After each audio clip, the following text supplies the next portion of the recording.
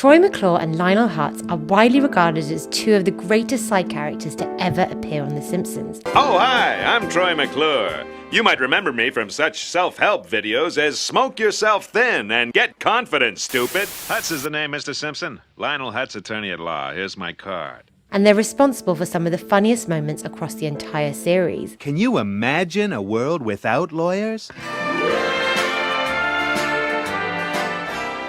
Oh. Troy McClure is often ranked as the single best supporting character to ever appear on the show, and the Simpsons writers were so enthusiastic about him that they even discussed making a full live-action movie about Troy McClure. Get your paws off me, you dirty ape!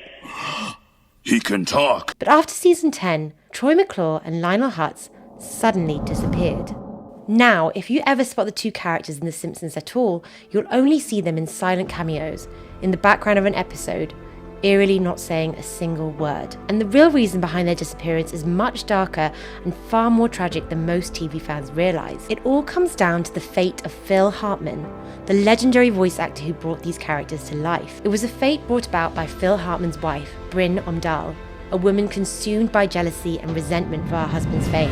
Ladies and gentlemen, Phil Hartman. When Phil Hartman made his first appearance in The Simpsons in January 1991, he was already on his way to comedy stardom. He was a main cast member on SNL, where his soon-to-come Bill Clinton impression would cement him as one of the show's all-time greats. But please, don't tell Mrs. Clinton. Jim, let me tell you something. There's gonna be a whole bunch of things we don't tell Mrs. Clinton. Hartman came on The Simpsons to play what was meant to be just a one-episode appearance as shady lawyer Lionel Hutz. In the season 2 episode, Bart gets hit by a car. But The Simpsons writers loved working with Hartman so much and found him so funny that he would go on to appear in 52 episodes in total. And the writers would go out of their way to make more characters for Hartman on the show. Hello, little girl. Wondering if your dolly can ride the monorail for free? Oops, let's pretend we didn't see that. They even designed Troy McClure to look like Hartman, and later gave the character an entire episode where he marries Marge's sister Selma. Troy McClure and what looks like a date. Here you go, boys. A little something for page 1. And Hartman loved playing Troy McClure on The Simpsons. It's the one thing that I do in my life that's almost an avocation. I do it for the pure love of it, he said in an interview. But while Hartman made the world laugh on screen, his personal life off screen was much darker. At the time, Hartman was married to his third wife, Bryn Omdahl, with whom he had 2 children. He met Bryn, a model and aspiring actress 10 years his junior, on a blind date in 1986 and became instantly besotted with her. They married a year later, but cracks quickly began to show. Hartman wanted a partner to raise a family with, but Bryn had married Hartman so he could help her out with her career in Hollywood. When Bryn met Hartman, her acting career was failing. Auditions weren't working out and nothing she tried was landing. 1 Coca-Cola, right here. And 1 Sex on the Beach. She dated famous Hollywood men before, like Rob Reiner. She thought marrying Hartman would finally fix her struggling career. But this wouldn't be the case, and Bryn grew overwhelmingly envious, frustrated, and intimidated by her husband's thriving career. Merry Christmas, Langston residents. Hi, Ted? Howard! Hey, buddy, how's it going out there? Everything okay? Thanks to her success on The Simpsons and SNL, Hartman stayed busy, raking in big paychecks for Bryn and their family through commercials for brands like Cheetos and McDonald's.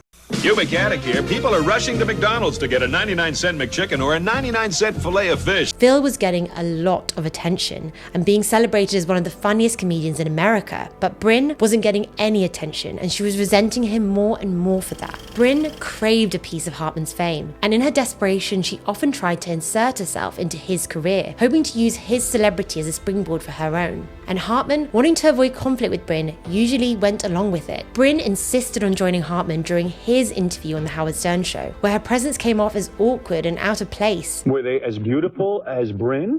No, not in her league. I can't imagine. She also showed up to SNL almost every week, openly flirting with the writers and sitting on their laps, hoping to land a role on the show. Eventually, Bryn would land some screen time on SNL, but not in the way she hoped. In the opening shot of one episode, she's the blonde woman across from Hartman at a diner. You only see the back of her head, but SNL cast members would later recall how Bryn tried to turn toward the camera to get her face in the shot, but the director stopped her. Hartman also tried his best to get Bryn auditions, but she never managed to land a role. A desperate Hartman, pushed by his wife's constant pressure, literally tried making TV roles for her just to keep her happy. But I also sold NBC on my own show, which I'll be doing next year.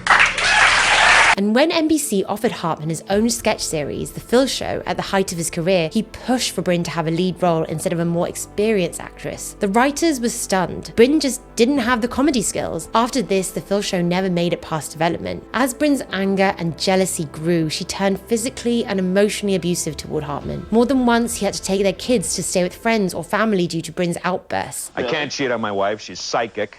If I look at another woman, she comes home. Who's Laura? She even went so far as to send abusive letters and death threats to Hartman's ex-girlfriends in years past. And Bryn even lashed out at her husband in public. This is something that Joe Rogan, Hartman's good friend and news radio castmate, would recall years later. Yeah, she used to like insult him at parties and shit, Phil Hartman's wife. It was really rough. And I was telling him, man, like, there's another way. You don't have to do, you're a great guy. Like, you're a great guy. You're a lot of fun. You'd be a better person if you were with someone better. You know, but he had kids too, which complicates the fuck out of everything. Added to her abusive behaviour, Bryn had a history with drugs and alcohol, particularly cocaine. She had gone to rehab for it several times, including during her marriage to Hartman. But by 1998, when she had turned 40 years old and had been married to Hartman for just over a decade, Bryn was drinking alcohol and using cocaine heavily again. In March that year, she had also been prescribed the antidepressant Zoloft by her doctor, a drug now linked to side effects such as increased aggression and mania. And one night in May 1998, just 2 months into taking the drug Zoloft, Bryn did something that would end Hartman's life and career in an instant and leave The Simpsons changed forever. On the night of May 27, 1998, Bryn went out to dinner with her friend Christine. Christine says Bryn seemed to be in a good frame of mind during their dinner, but when she returned home, things quickly took a dark turn. Bryn had been heavily drinking, and it's also believed that she had used cocaine earlier that night. As soon as she came home, Bryn began arguing with Hartman. After the argument, Hartman went to bed. It was then, sometime before 3 a.m, that Bryn entered the bedroom where Hartman was sleeping with a .38 caliber handgun. She shot Hartman 3 times, once between the eyes, once in the throat, and once in the chest, all while their children slept upstairs. In shock, Bryn fled the house and drove to her friend Ron Douglas's home. She confessed to the killing, but Ron didn't believe her at first. Bryn was known for her dramatic outbursts, and he assumed this was just another episode. But when the two returned to her home, Ron saw Hartman lying lifeless in bed, just like Bryn had said. Ron immediately called 911 and took the gun away from Bryn. At 6:20 this morning, residents of this upscale Encino neighborhood called police to report gunshots coming from the Hartman's gated estate. Officers arrived to find a 9-year-old boy and a 6-year-old girl by the front door, both obviously upset. As they were taking the children out of the house, officers heard a gunshot in the master bedroom. There they discovered comedian Phil Hartman dead.